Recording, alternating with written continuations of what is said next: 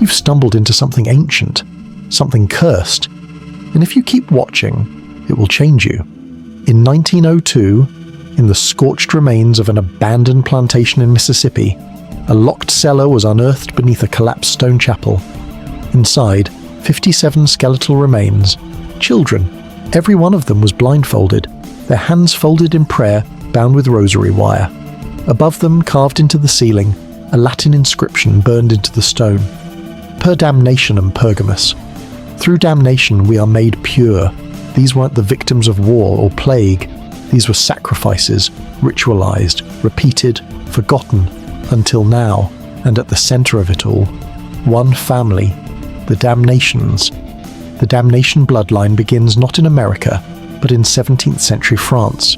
Guillaume de Damnay, a heretical ex-priest, was excommunicated for conducting unholy rites beneath the Abbey of Saint-Benoît. He disappeared after the Vatican ordered his arrest, only to resurface in colonial America under a new name, Father Gideon Damnation. With him came a forbidden doctrine, a belief that true salvation could only be achieved through divine degradation. To ascend to purity, the soul must be shattered. His writings, later banned under 5 different religious orders, claimed that God's grace could only enter through wounds, that children, untainted by the adult ego, were the most sacred vessels for this sacrifice of light. And so, in 1793, he founded Damnation Hollow deep in the Mississippi Delta. The hollow was built like no other community. No schools, no doctors, no contact with the outside world. Just one structure at its center, the House of Cleansing Fire, a massive windowless chapel surrounded by sharpened iron fencing and a pit for reflection. Here, 3 generations of damnations would rule. The family was led by matriarch Eldara, a woman said to have never blinked, never slept, and never aged. Those who saw her spoke of a voice that echoed twice, once in your ears and again in your mind. The house was her altar, and the children born within it, her offerings. The rituals began at birth. Infants were never named. Instead, they were numbered. Cleansing began at 3 months.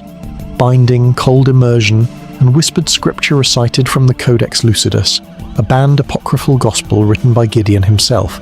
It was said the children were not raised, they were unmade. No mirrors, no personal identity, no touch without purpose. At the age of 7, they were sent into the sacred silence, a sealed basement chamber where they were kept in isolation for 40 nights, alone with nothing but a stone to pray to and a knife to test obedience.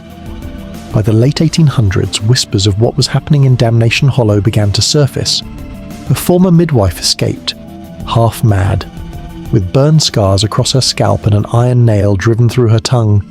She couldn't speak, but she wrote.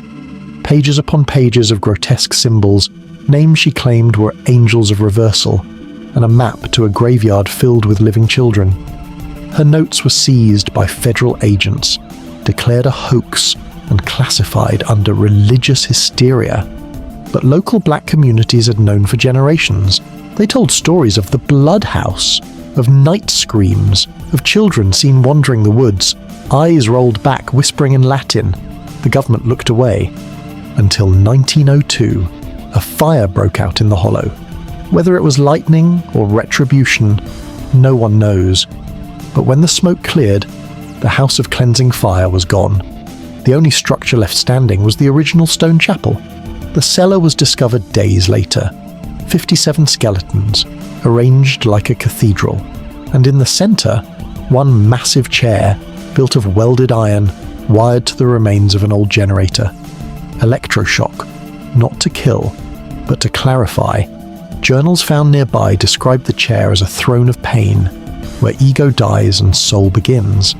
This was not punishment. This was doctrine. Among the charred ruins, authorities found a black book bound in human skin. No title, only a symbol. 2 inverted triangles spiraling into a black sun. The contents? Rites of silence, pain mantras, descriptions of binding ceremonies and neural control through trauma. But the most chilling pages detailed neurogenetic encoding, how repeated suffering across generations can imprint obedience into the bloodline. If trauma is repeated precisely, rhythmically, it doesn't just affect the mind, it affects the DNA. The Damnations weren't just torturing children, they were shaping generations, breeding out rebellion, building a lineage of silence. These findings never reached the public. Within a week, federal agents swept the site. Evidence vanished. Witnesses disappeared. The Black Book was sent to Washington, reportedly placed in the precursor archives of what would become the CIA's Psychological Operations Unit. And in its place, silence. The hollow was erased from maps. The land was purchased by a sugar company, but no crops were ever grown. To this day, nothing lives there. Soil samples show unnatural acidity and electrical activity with no known source. Something remains buried beneath that chapel, and it doesn't want to be found. But fragments have leaked over time.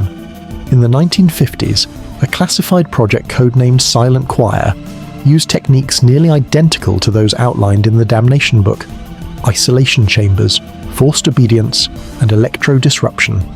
The subjects: children, some from orphanages, others have been taken under behavioral research programs.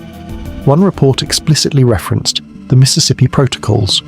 Another agent, decades later, called it spiritual lobotomy, but they never used the family's real name. It was always buried, hidden behind layers of disinformation. But make no mistake, the pattern continued. If you've followed this far, you feel it. Something shifting inside you. That sensation crawling up your spine isn't fear, it's recognition. The symbols, the structure, it's all around you, dressed differently, packaged as progress, but the mechanics remain. Control through confusion, identity erasure through repetition, power gained through inherited silence. And now, I ask you to participate, to step through the same threshold that the Hollow demanded of its children. In the comments, type, "I break the chain." Say it once, then again. Write it twice to carve it into the digital stone. Let the algorithm and your awareness bind it to your name, because this is no longer just a story.